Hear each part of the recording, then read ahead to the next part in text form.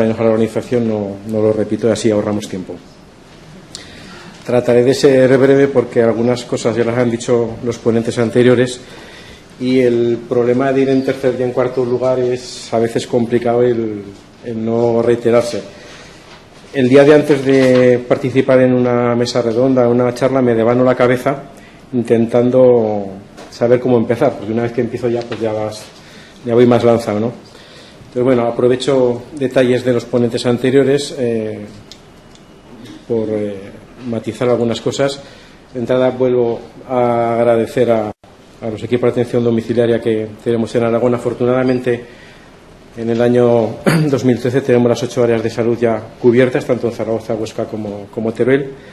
Tenemos una importante interrelación con ellos, desde unidad de paliativos hospitalera, con los equipos de atención domiciliaria, con los médicos de atención primaria y con otros servicios, con lo cual hay una rica interrelación de teléfono. Y nosotros no somos especialistas del dolor. Entonces, nos han llamado a hablar del dolor, pero realmente no somos especialistas del dolor. Nosotros somos especialistas de confort. Y el dolor, pues, es un punto más del confort del paciente. Nosotros hablamos bueno, yo voy a hablar de dolor y voy a hablar de final de la vida, con lo cual la interrelación entre ambas situaciones es muy moduladora de la percepción del dolor.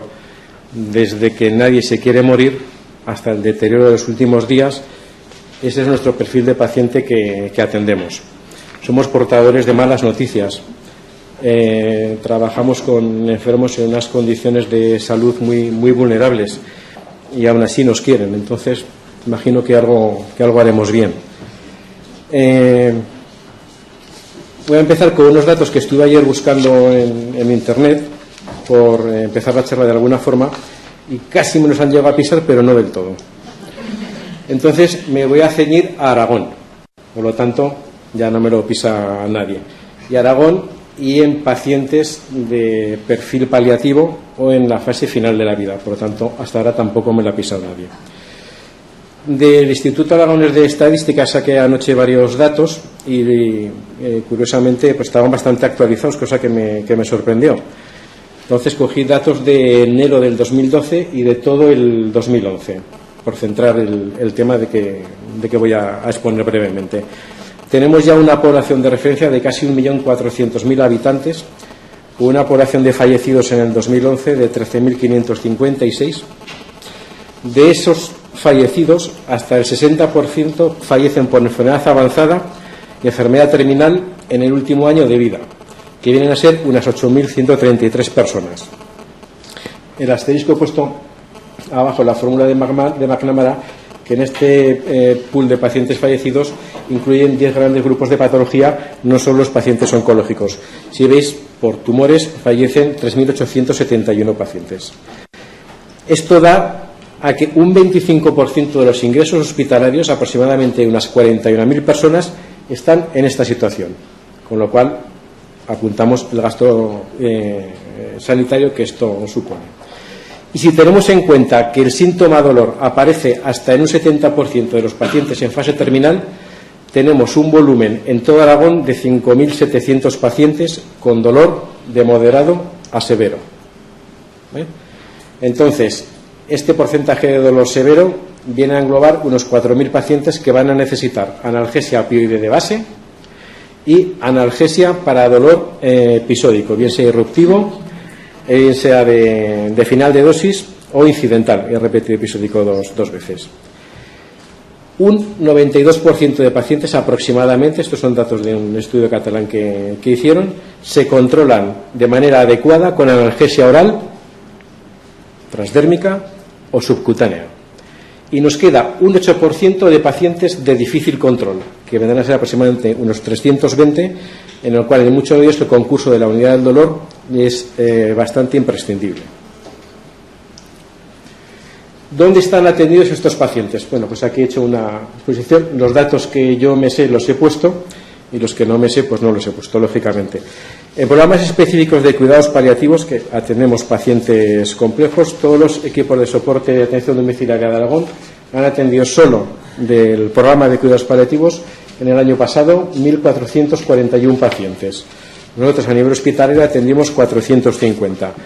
De hecho, estos 2.000 pacientes de 4.000 estimados de sintomatología ya de dolor moderado o complejo, que viene a ser la mitad, algunos van en distintos niveles, y aparte de atenderlos nosotros, también están atendidos básicamente por los médicos de atención primaria, en el cual establecemos una estrecha relación, sobre todo los equipos de soporte que por teléfono y en interconsultas solucionan muchos problemas. Y realmente solo ven pacientes complejos. Por lo tanto, 2.000 pacientes con dolor moderado o severo que no tienen tanta complejidad están atendidos por primaria o bien en otros dispositivos, fundamentalmente en oncología interna, geriatría o en unidades del dolor, para pacientes ya muy complejos o que requieran técnicas especiales o dolores de difícil, iba a decir, de imposible control, que nos encontramos en algunas ocasiones. La derivación, la burocracia la suplimos con el teléfono y luego pues hace el documento pertinente en muchas ocasiones, porque agiliza muchísimo las cosas. El uso del teléfono por parte de equipos de atención domiciliaria con médicos de atención primaria y familiares viene a consumir una media de unas 4.000 a 6.000 llamadas por año y por equipo. Digamos, por 8 equipos, el número de llamadas, y puede que me equivoque en datos, es bastante elevado. Por lo tanto, el teléfono es un medio de resolución importante en el tema del dolor. Por lo tanto, vista esa situación, vemos que el dolor al final de la vida es una situación bastante devastadora. Teniendo en cuenta que dolor es todo aquello que el paciente dice que le duele, ahora vamos a ver qué nos está comunicando ese paciente a los profesionales, cómo interpretamos ese dolor, entendiendo que el dolor al final de la vida tiene una importante modulación por muchísimos factores que hay que tener en cuenta, porque si no, no haremos un adecuado y un buen control de dolor. No repito ya las interrelaciones que tenemos con el dolor, los componentes familiares, sociales, personales, el subjetivo, el afectivo, el cognitivo. Todo eso, en esta fase en la que el paciente se va a morir sí o sí en un breve periodo de tiempo, cobran realmente su máxima relevancia. Y si no lo tenemos en cuenta, haremos un pésimo control de dolor, por muy bien que manejemos los opioides. Unas encuestas que hicieron no hace mucho, no son datos míos, sino que los he ido cogiendo a la limón, refieren que hasta un 50% de pacientes oncológicos no reciben un adecuado control del dolor. La mitad de los pacientes reumáticos no estaban satisfechos con el control de su dolor. Y en cuanto a los pacientes quirúrgicos, muchos de ellos, hasta la mitad, experimentan dolor posoperatorio de forma innecesaria. Por lo que podemos concluir que 1 de cada 2 pacientes con dolor importante no están de acuerdo con su tratamiento del dolor. Y esto sería para sentarse a pensarlo. Por lo tanto, para el abordaje del dolor, ya han dicho mis compañeros, tiene un carácter multidimensional. En el ámbito del dolor al final de la vida, lo manejamos por equipo multidisciplinario, siendo el equipo básico médico y enfermera. Y si tenemos la suerte de tener un equipo más avanzado en el cual se pueden incorporar psicólogos, trabajadores sociales y otros profesionales como auxiliares de clínicas, sobre todo más en unidades hospitalarias, pues tenemos un equipo ya más avanzado para poder abarcar todos estos aspectos del paciente. Siendo los farmacológicos importantes, no son todo. Por lo tanto, para hacer una evaluación multidimensional, tenemos que tener en cuenta una serie de conceptos. En primer lugar, la nocicepción, refiriendo a los estímulos sensoriales que se originan en el sitio del tumor o en el sitio de la lesión, difiriendo del tipo de cáncer, de lesión, en cuanto a distintas localizaciones. Y además no lo podemos medir directamente, por lo tanto aquí no vamos a poder entrar. En cuanto a la percepción, se produce a nivel cerebral por el sistema nervioso central, con una modulación por endorfinas y por estimulación de vías inhibitorias, y tampoco lo podemos medir ni evaluar ni hacer nada, por lo tanto fuera. Pero sí en la expresión del dolor, que es la manifestación final del dolor que observamos en el paciente, donde influyen todos estos conceptos que hemos dicho antes, toda esta serie de dimensiones, que hay que evaluarlas. Y estas se van a convertir en el objetivo principal de nuestra valoración y de nuestro tratamiento, que será, en muchos casos, dar opioides y algo más. Entonces el compañero hablaba de que manejaba en un médico de atención primaria 1.500 fármacos en el Vademecum, he querido entender, o incluso más. Para ser sinceros, nosotros manejamos también muchos fármacos, pero con docena y media de fármacos conseguimos el manejo de estos pacientes en un 80-90% de los casos. En otro porcentaje, pues vamos acoplando algunos fármacos más, ¿no? Pero realmente con docena y media de fármacos podríamos hacer un buen control del dolor.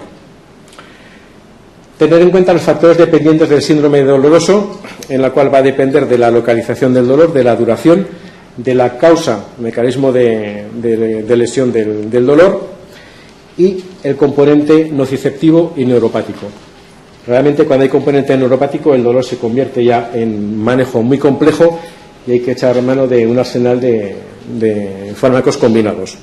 Por lo tanto, va a ser importante y fundamental, aparte del manejo del dolor, controlar todos los síntomas asociados al dolor, porque si no, en este perfil de pacientes al final de la vida no conseguiremos un buen manejo. Por lo que, en relación al fármaco que vamos a usar, dosis adecuada, no podemos infradosificar. Tener en cuenta que una infradosis no va a contar el dolor o lo va a dejar a medias. El miedo a utilizar opioides es un miedo que con la experiencia se pasa rápido. Por parte de atención primaria y otras especialidades son las formaciones que más nos demandan en el manejo de opioides, bien para el dolor o bien para controlar otros síntomas, y donde se ve la eficacia de la dosis adecuada. Y además tener en cuenta una cosa, que es de los poquísimos fármacos que tenemos antagonista, que es la naloxona. Por lo tanto, si nos pasamos un poco de dosis, pues mira, la naloxona y a correr. Entonces, no tendríamos que tener tanto miedo. Tener en cuenta fenómenos de tolerancia, de toxicidad, la vía de administración, la mejor sería la vía oral o la transdérmica. La rapidez de acción, sobre todo en la aparición de dolor irruptivo, necesitamos un fármaco, y hoy tenemos que sean rápidos y nos controlen rápidamente el pico de dolor insoportable. Habrá que valorar las respuestas individuales al esquema analgésico y siempre tendremos que valorar el beneficio en control de síntomas asociados. En cuanto a factores dependientes del paciente, tendremos que valorar las condiciones físicas y fisiopatológicas de ese paciente. En pacientes ya con mucho deterioro, valorar ya deterioros renales, cuadros de encefalopáticos, cuadros de delirio muy frecuentes al final de la vida. Subrayo el malestar psicológico significativo. Tenemos en cuenta que son pacientes que van a fallecer en un periodo corto de tiempo y la mayoría lo saben o lo intuyen o no lo quieren saber. Por lo tanto, esto hay que manejarlo de forma adecuada. Pacientes que tienen escasas o muy pobres estrategias para manejar el estrés, y estamos hablando de un estrés importante, el estrés de la muerte. En pacientes con adicciones a drogas o alcohol es muy complicado hacer un esquema analgésico opioide porque hay fenómenos de tolerancia y hacer una dosificación resulta a veces complicado, son los menos, por cierto, también. Tener presente el deterioro cognitivo y la conducta de queja, que conducta de queja, deterioro cognitivo y cáncer no es sinónimo de dolor. Y un paciente con demencia que se queja y además tiene un cáncer, si le damos opioides y empeora su queja o demanda más queja, es que el opioide no está indicado, está favoreciendo el delirium. Hay que tener muy presente esto porque es muy frecuente que ocurra esto, sobre todo cuanto más al final de la vida se está. Controversias en temas espirituales o íntimos de las personas, del paciente y del entorno núcleo familiar. Tener en cuenta la personalidad del paciente y hoy en día aspectos culturales y étnicos de distintas culturas que nos vienen. Cada cultura tiene una percepción del dolor y sufrimiento distinta. No es lo mismo en pacientes de África que pacientes orientales, que pacientes del este. La percepción del dolor y la muerte es muy distinta y hay que tenerlo también muy en cuenta a la hora de manejar estas situaciones. Factores dependientes de la vida social del paciente. Deterioro de las relaciones sociales influye de manera importante en la expresión final del dolor. La soledad, pacientes que no tienen familia, malas relaciones de familia, abandonados, alcoholismo, separaciones, divorcios, podríamos enumerar 1000 cosas, influyen.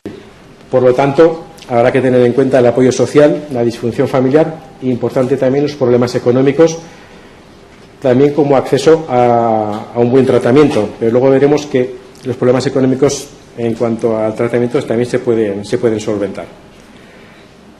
Y por último, presento el arsenal terapéutico que tenemos disponibles todos los médicos y que podemos y debemos de saber manejar. no hay excusa porque tenemos un montón de fármacos por todas las vías posibles. La morfina la tenemos por la vía de liberación lenta, de liberación rápida, subcutánea, intravenosa, espinal y en algunos países hasta rectal. El fentanilo lo tenemos por la vía transdérmica, por vía transmucosa bucal y nasal para tratamiento de dolor irruptivo, cómodo y fácil en el domicilio del paciente. Tenemos oxicodona por vía oral lenta y rápida, tenemos hidromorfona por vía oral de liberación lenta, tenemos metadona por vía oral subcutánea intravenosa, opioide de difícil manejo, tenemos tapentadol por vía oral, tenemos buprenorfina por vía transdérmica. Y he puesto en gordo y en rojo los fármacos coadyuvantes, porque sin ellos gran parte del dolor en la fase final de la vida no lo vamos a poder controlar adecuadamente, porque dolor severo no es sinónimo de dar opioide. Hay que saber interpretar si ese dolor responde al opioide, no responde al opioide, responde parcialmente al opioide, para hacer una adecuada combinación y manejar de forma rica ese dolor. Este arsenal terapéutico tenemos fármacos desde muy baratos hasta más caros. Por lo tanto, el tema económico no debería de ser una excusa para el paciente para no tomar un adecuado analgésico. Tenemos esquemas analgésicos que valen desde muy poquitos euros al mes, podría decir desde 2-3 euros al mes. Tenemos rescates para dolor irruptivo desde 3 céntimos por rescate a 4 euros por rescate. Por lo tanto, el condicionante económico habría que tenerlo también presente a la hora de prescribir un esquema terapéutico. Pero también tener presente que algunos fármacos caros para manejo del dolor irruptivo, si la familia se adiestra de manera rápida, no dependen de enfermería o no dependen de un 061 para poner un extra de rescate. Por lo tanto, ahí el beneficio-coste también habría que valorarlo. Por lo tanto, tenemos arsenal terapéutico suficiente. Hace 25 años teníamos unos analgésicos opioides muy malos que daban muchos cuadros confusionales. Prácticamente contábamos con la morfina en ampollas y morfina en polvo que traíamos por kilos desde Madrid para luego hacer diluciones. A la familia había que preparar la dilución en casa y ahora, afortunadamente, esto es una receta. Por lo tanto, la prescripción para el paciente en la primaria es realmente cómoda y en eso hemos avanzado mucho en estos últimos 25 años. Nada más.